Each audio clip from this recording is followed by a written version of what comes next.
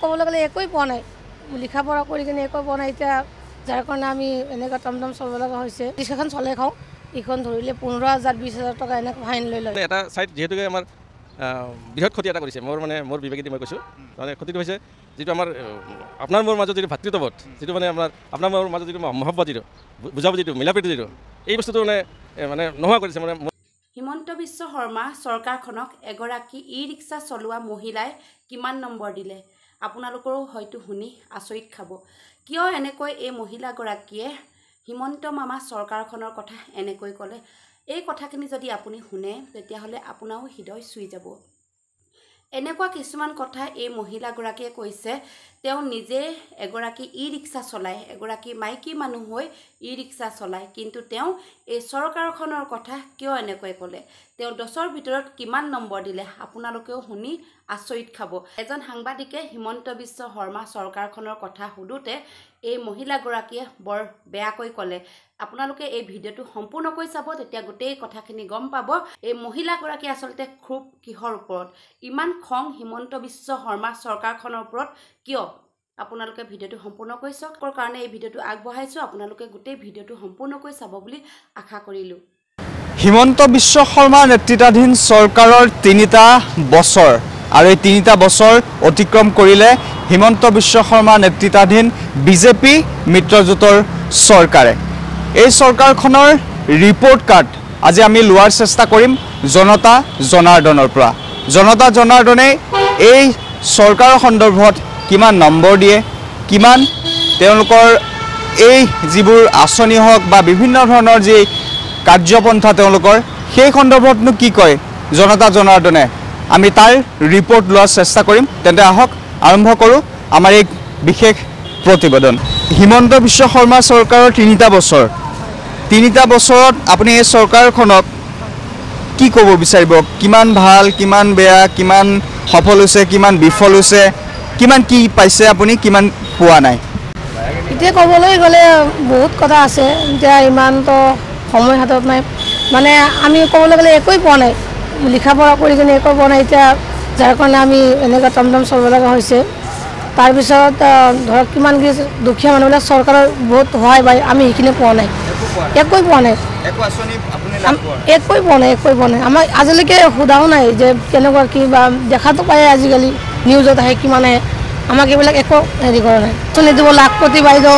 তাৰপিছত আপোনাৰ এয়া গোটৰ মিটিং কিবা কিবি এনেকুৱাতো মোৰ মাৰ ঘূৰি ঘূৰি মানে হেৰি হৈছে মই কৈছোঁ নালাগে মা যাব নালাগে এনেওতো পইচা নোপোৱা মায়েও পোৱা নাই মোৰ মায়ে পোৱা নাই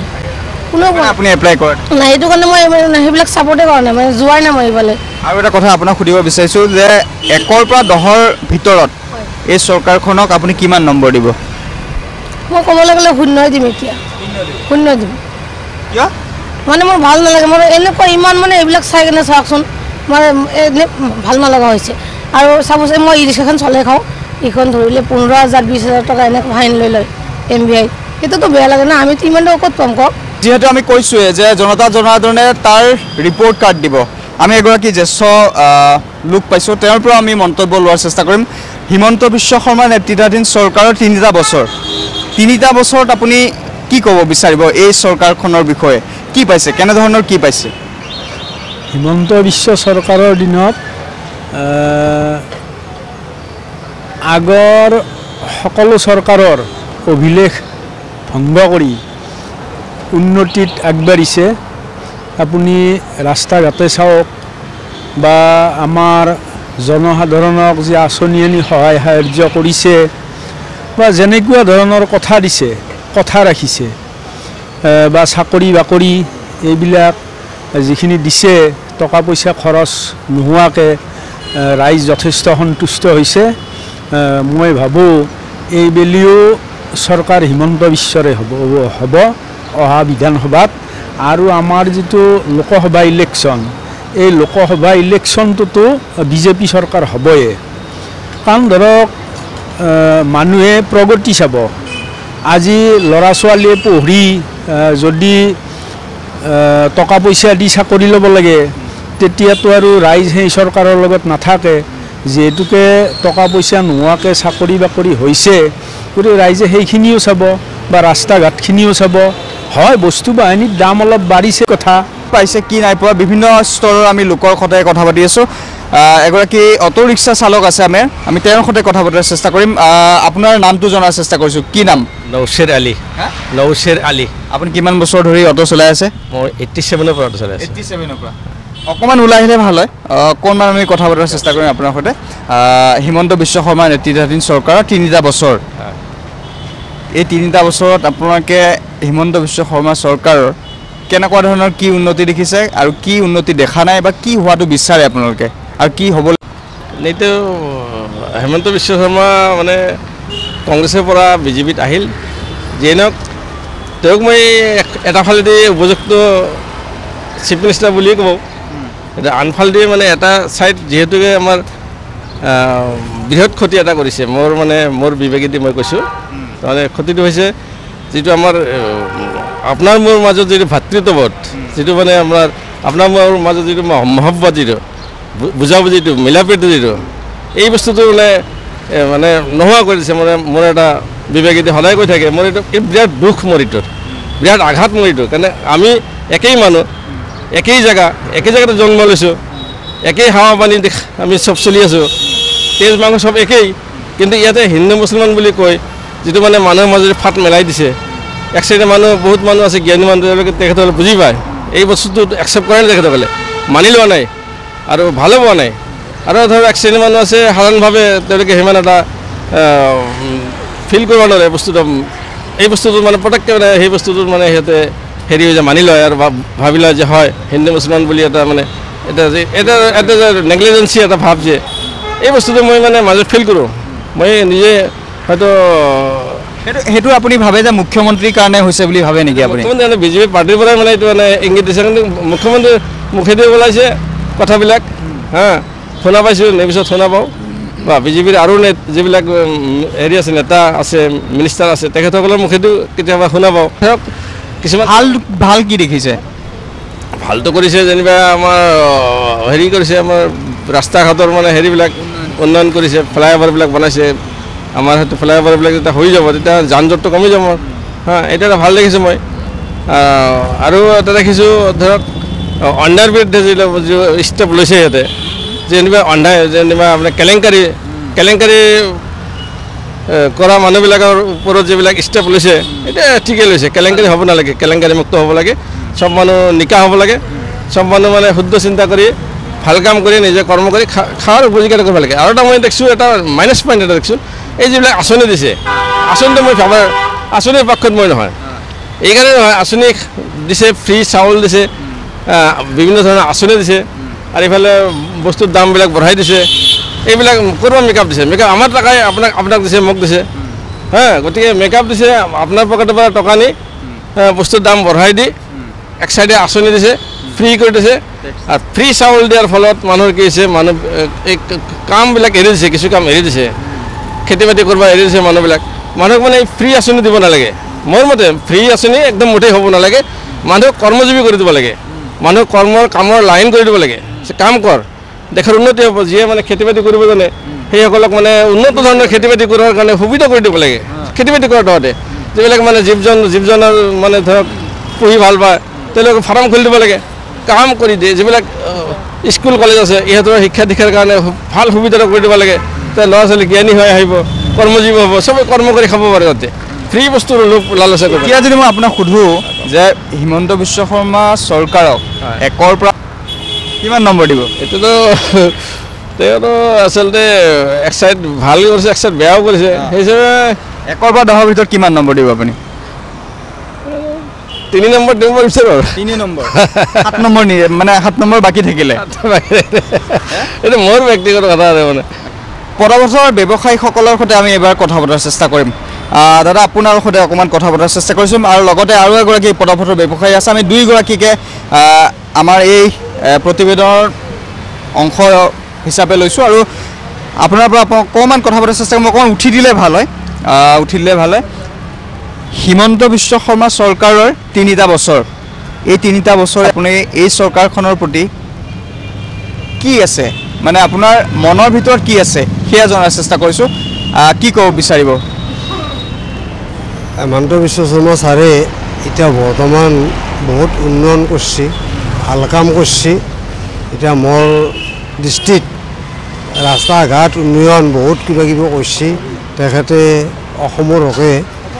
মানে ভাল এটা সুচিন্তা কৰি কৰিছে তেখেতে, কাৰণ এনেকুৱাকৈ কোনো এজন ব্যক্তি কৰা নাছিল।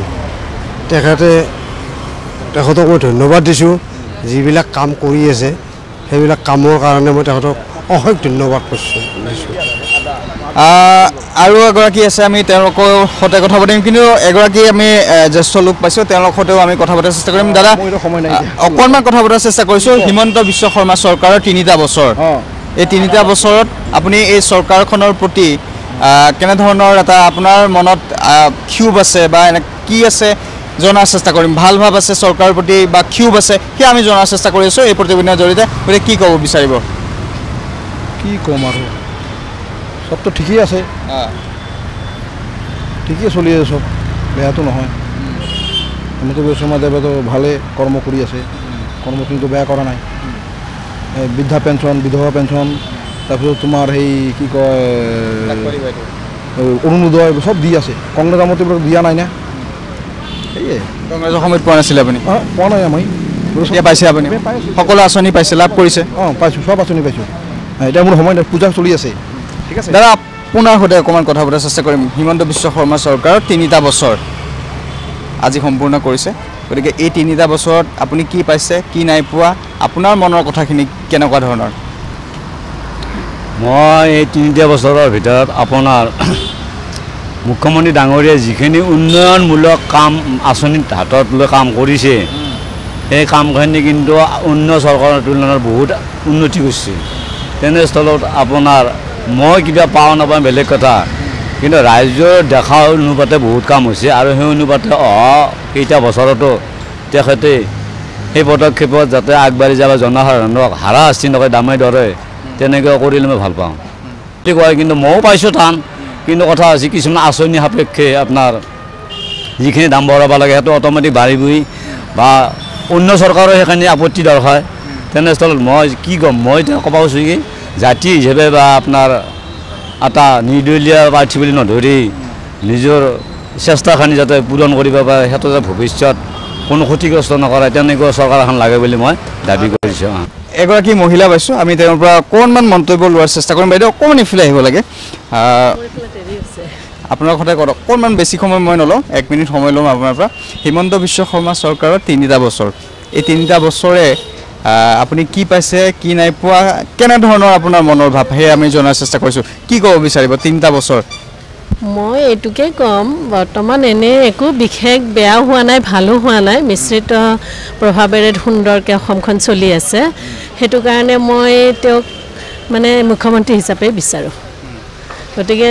এই চৰকাৰৰ দিনত একো বেয়া হোৱা নাই। মানে এখন দেশ চলাবলৈ বা এখন ৰাজ্য চলাবলৈ বিভিন্ন সমস্যা থাকে, কিন্তু তাৰ মাজতো যে তেওঁ সুন্দৰকৈ পৰিচালনা কৰিছে। হয়তো মানুহে ক'ব বিভিন্ন মানে বস্তুৰ দামকে ধৰি আদি কৰি বিভিন্ন দিশত কিছু দাম বাঢ়িছে, কিন্তু কথা হ'ল কি চলিবলৈ লাগিলেতো সকলো দিশ চাব লাগিব। সেইটো কাৰণে মই মিশ্ৰিত প্ৰভাৱ চলি আছে, গতিকে ভালে চলি আছে বুলি ক'ম মই। মোৰ মন্তব্য 1ৰ পৰা 10ৰ ভিতৰত আপুনি হিমন্ত বিশ্ব শৰ্মা চৰকাৰৰ নেতৃত্বাধীন চৰকাৰখনক, বিজেপি মিত্ৰজোঁটৰ চৰকাৰখনক কিমান নম্বৰ দিব? মই 1ৰ পৰা 10ৰ পৰা হ'লে 10লৈকে হ'লে 8 নম্বৰ দিম।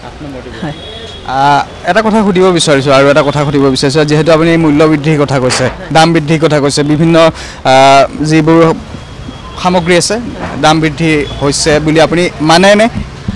মানুহ, কিন্তু পৰিৱৰ্তনৰ লগে লগে এইখিনিতো চলিয়ে থাকিব। আগতেও ঠিক এইটো ৰেটতেই বজাৰ দৰ চলি আছিল। আপুনি যদি আজিৰ পৰা 5-10 বছৰ আগলৈও যায়,